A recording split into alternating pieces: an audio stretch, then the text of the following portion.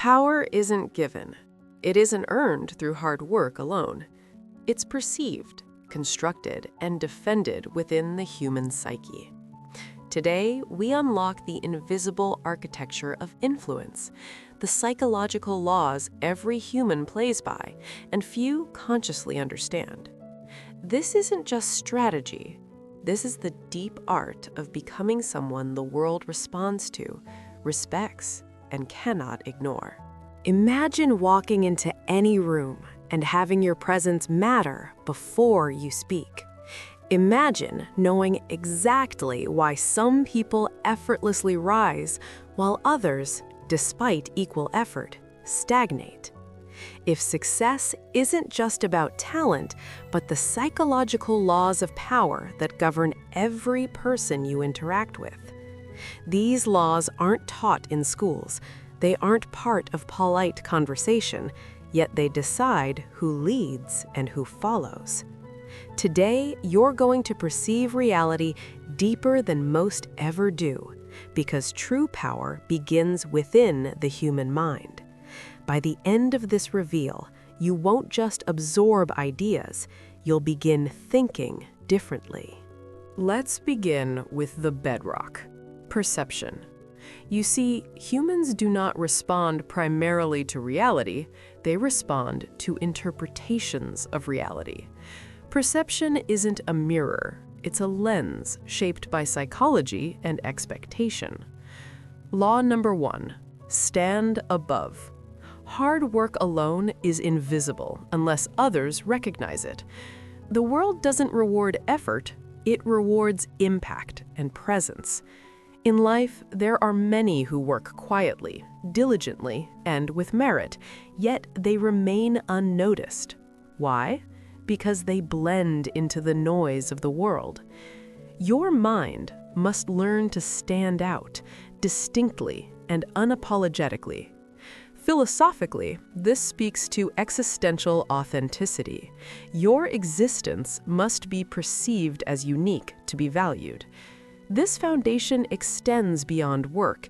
It affects how you carry yourself, how you communicate your vision, and how you choose what others see. Think of perception like light hitting a prism. You can have the same object, but if the light is different, the world sees something different. The world responds not to your internal reality, but your experienced external reality. Which brings us to law number 2, hide your intentions. Why? Because the mind of others will always try to predict your next move. If they know your strategy, they already hold the advantage. Philosophically, this resonates with the idea of intentional invisibility. You maintain agency when others guess but don't know. It's the art of ambiguity fused with strategic intent. Instead of telling the world what you plan to do, show it only your steps. Let your results whisper your mastery. Underlying both laws is the psychological truth that the human mind is a prediction engine. We constantly try to forecast what others will do next. By correcting what others think about you, you shape what they think about you forever. This is the core of influence. Now we explore communication, the bridge between thought and influence. Law number 3, actions over arguments. Arguments shape ego. Actions shape perception.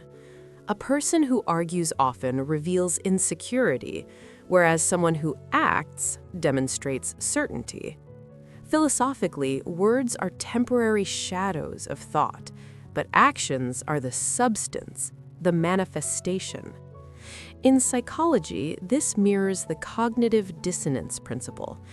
When someone's actions and words don't align, observers trust the actions more. In other words, what you do defines you more than what you say. This law changes how you think about discipline. Motion without tangible results wins trust. Words without substance lose it. Law number 4, mind your words. The psychology behind this is deep. Every word you speak carries limited cognitive bandwidth. The more you speak without precision, the more your message dilutes. This isn't just tactical, it's philosophical. Silence enhances value.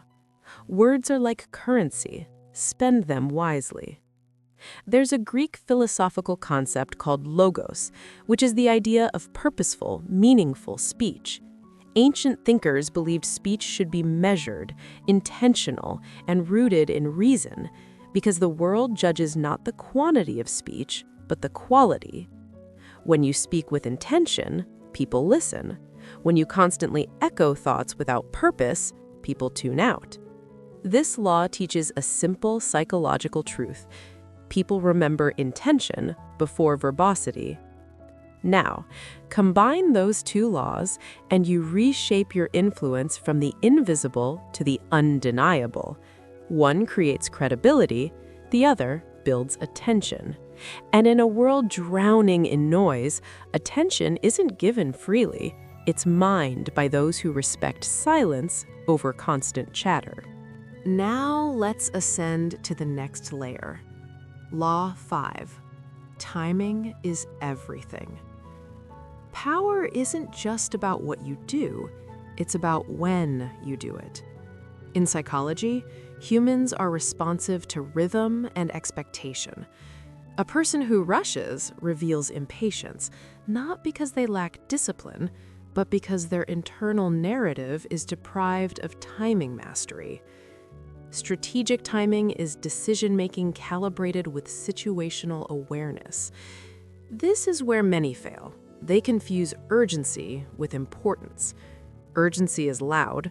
Importance is silent, deliberate, and deeply rooted in strategy.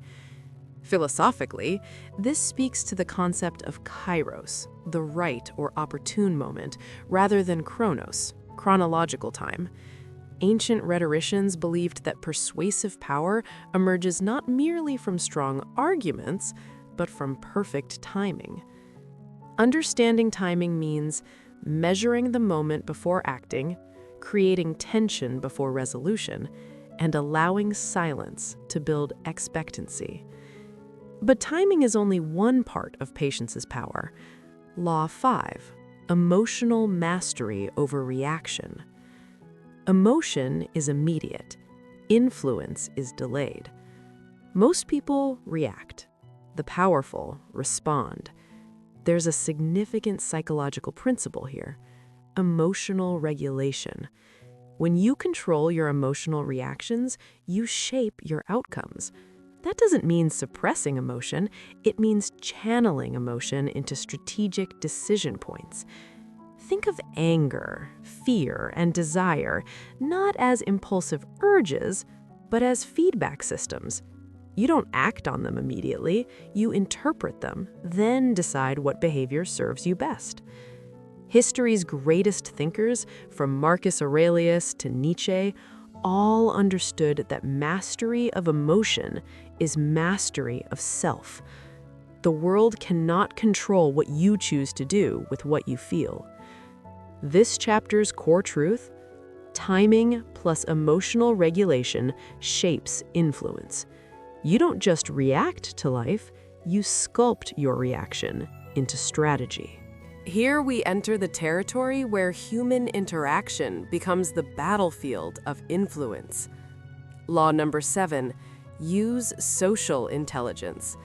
Emotional intelligence isn't just empathy, it's strategic empathy. You must see not only how people feel, but why they feel it and what they want to protect. Social dynamics are the ever-shifting terrain of human desire, fear, admiration, and hidden agendas.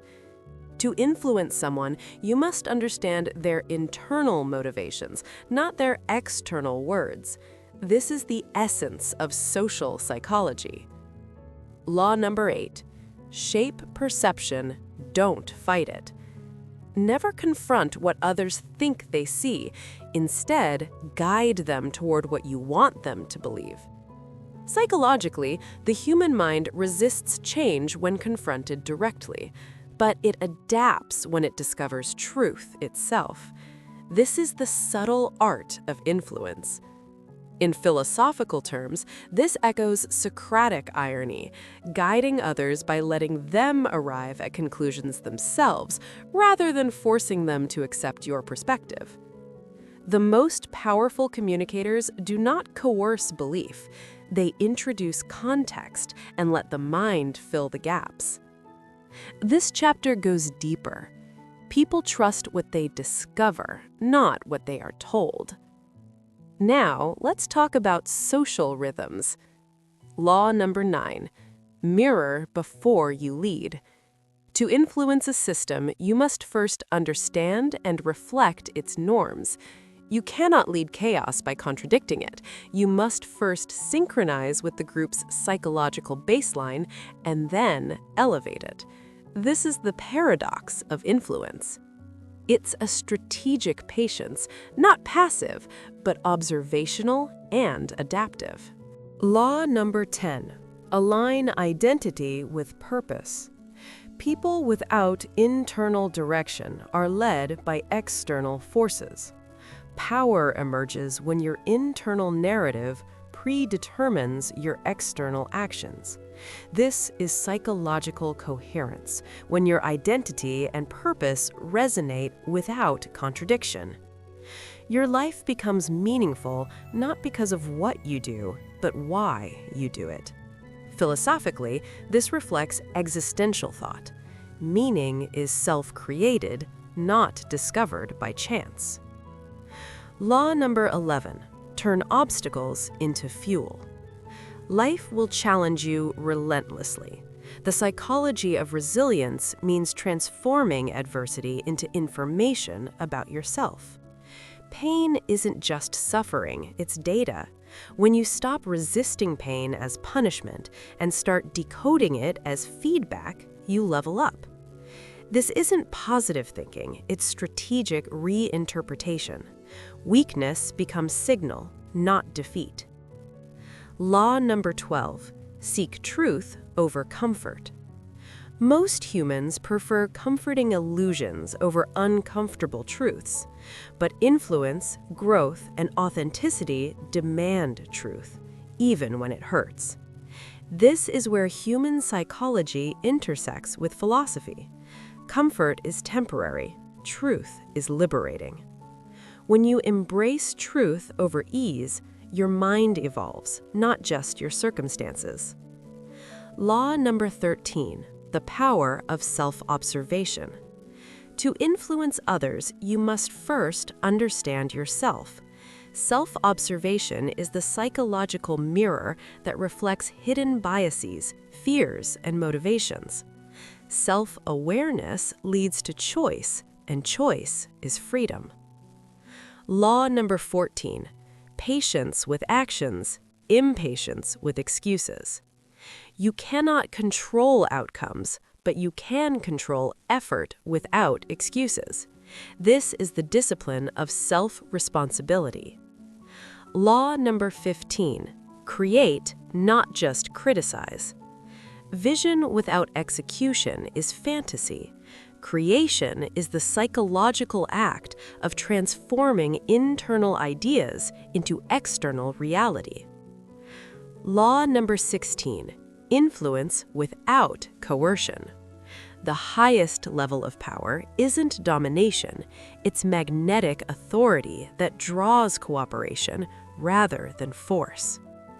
These final laws aren't about domination, they're about becoming someone worthy of respect, influence, and self-mastery. Now, let's pause and reflect. Every law we discussed today isn't just a tactic, it's a mirror reflecting the human condition. Every psychological rule, philosophical insight, and emotional truth reveals one undeniable fact. Your mind and your perception of reality determine your destiny. Not chance, not circumstances, but internal clarity. You were never born to be ordinary. You were born to interpret life courageously. And with interpretation comes responsibility. Responsibility for your thoughts, your intentions, your presence in every room you enter. If anything today has struck you, let it be this realization. Power is not taken, it is perceived. Not by others, by yourself first. When you stand above good work, you affirm your identity. When you hide intentions strategically, you control your story. When actions outweigh arguments, you synchronize thought and reality. When words are used sparingly, you amplify their meaning. When timing is intentional, you orchestrate outcomes. And when your internal narrative is aligned with purpose, you no longer seek validation from another. You become your own standard. Philosophers throughout history have taught this, from Stoics who valued self-command over chaos, to existentialists who claimed meaning is self-authored, to cognitive psychologists who show that beliefs shape neural pathways, not the other way around. Everything we ever feel, think, desire, or resist stems from one place, the internal world we create and defend. The external world can only influence you to the extent that you allow it to do so. So this isn't a script about how to manipulate others. This is a call to understand yourself first, to walk with intention, to think with depth, to act with discipline. Power begins within. When you master your mind, the external world must adapt. When you know why you think what you think, others unconsciously follow. When your presence is rooted in self-understanding, influence is natural, not forced. This is the psychological truth of it. You cannot control events, but you can control how you perceive them. And when you do, life itself becomes your canvas, not your constraint. So take these laws not as manipulation, but as tools of self-clarity. Let them shape not just what you do, but who you become. Because real power, the kind worth having, isn't about bending others to your will. It's about bending yourself closer to truth.